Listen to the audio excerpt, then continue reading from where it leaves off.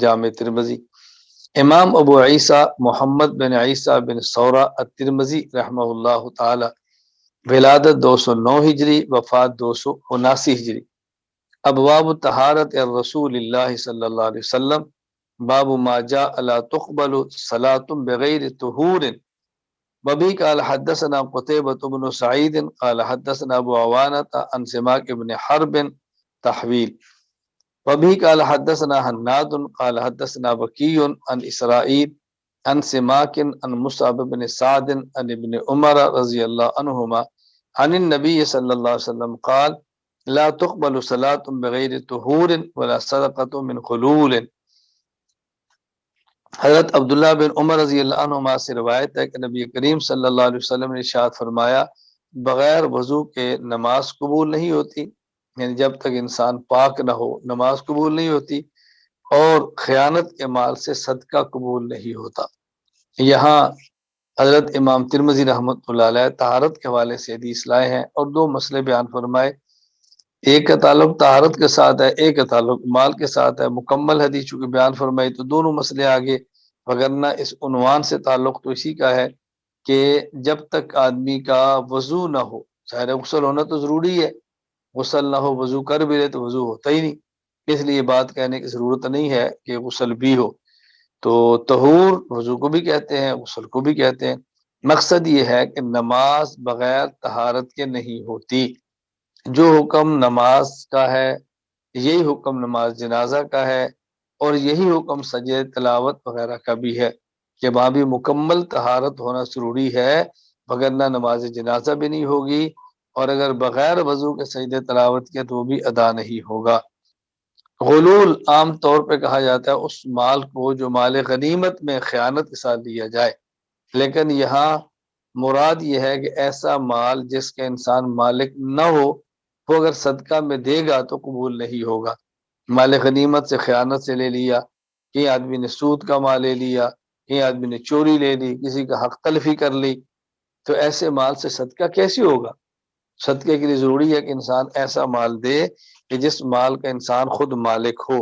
اگر خود مالک نہیں ہوگا تو اس کی طرف سے صدقہ کیسے ہوگا؟ سنن ابن ماجہ، امام ابو عبداللہ محمد بن یزید ابن ماجہ رحمہ اللہ تعالی، ولادت 209 ہجری، وفات 273 ہجری۔ باب اتباع سنت رسول اللہ صلی اللہ علیہ وسلم۔ وبه قال حدثنا ابو بکر بن ابی شیبہ قال حدثنا شریک عن الاعمش عن ابی صالح عن ابی ہریرہ رضی اللہ تعالی عنہ قال قال رسول اللہ صلی اللہ علیہ وسلم ما امرتکم به فخذوه وما نهیتکم عنہ فانتہوا۔ حضرت ابو ہریرہ رضی اللہ تعالیٰ عنہ فرماتے ہیں کہ رسول اکرم صلی اللہ علیہ وسلم نے فرمایا میں تمہیں جس چیز کا حکم دوں اسے مانو، اور جس چیز سے روک دوں اس سے تم رک جاؤ۔ قرآن کریم کی آیت ہے ما آتاکم الرسول فخذوا وما نہاکم عنہ فانتہوا۔ یہاں بتایا کہ دین نام ہے اتباع سنت کا، اور دین میں بنیادی چیزیں دو ہیں، نمبر ایک خیر کو حاصل کرنا، نمبر دو شر سے بچنا۔ یہ ہے دین۔ جس بات کا رسول اللہ صلی اللہ علیہ وسلم حکم دیں وہ خیر ہے، جس بات سے منع فرمائے وہ شر ہے۔ خیر کو اوامر کہتے ہیں، مامورات کہتے ہیں، شر کو نواہی کہتے ہیں، منہیات کہتے ہیں۔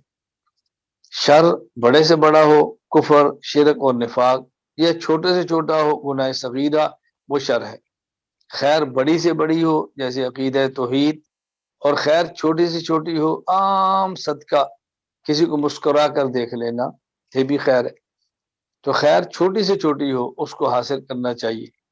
خیر کو چھوٹا سمجھ کر حاصل نہ کرنا یہ بہت بڑی غلطی ہے، اور شر کو چھوٹا سمجھ کر لے لینا کہ یہ معمولی نقصان دہ چیز ہے، یہ بھی بہت بڑی غلطی ہے۔ قرآن کریم میں اللہ تعالیٰ فرماتے فَمَن يَعْمَلْ مِثْقَالَ ذَرَّةٍ خَيْرًا يَرَهُ وَمَن يَعْمَلْ مِثْقَالَ ذَرَّةٍ شَرًّا يَرَهُ۔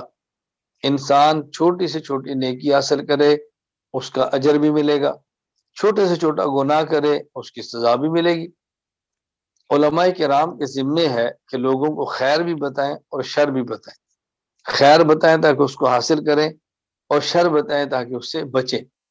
جب ہم نے بتانا ہے کہ مسجد جاؤ تو یہ بتانا ہے کہ سینما نہ جاؤ، جب ہم نے بتانا ہے نکاح کرو تو بتانا ہے زنا نہ کرو، جب بتانا ہے بکرے کا گوشت کھاؤ تو بتانا ہے کہ خنزیر کا نہ کھاؤ، اور جب ہم نے بتانا ہے تجارت کرو تو بتانا ہے ابھی سود سے بچو اعمال میں۔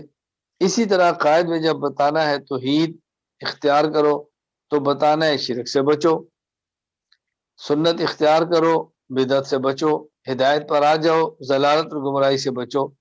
تو یہ دونوں پہلے علماء کرام کو سمجھانے ہیں اور سمجھانے چاہیے۔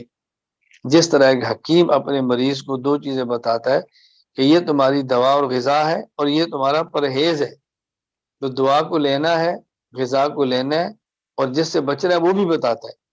تو جس طرح بہترین حکیم ہوتا ہے کہ جو دوا اور غذا بتائے اور پرہیز کر کے مضر چیزوں سے بچائے، اسی طرح بہترین عالم وہی ہے کہ جو روحانیت کی غذا اور دوا بتائے اور جس سے بچنا ہے پرہیز وہ بھی ان کو بتائے۔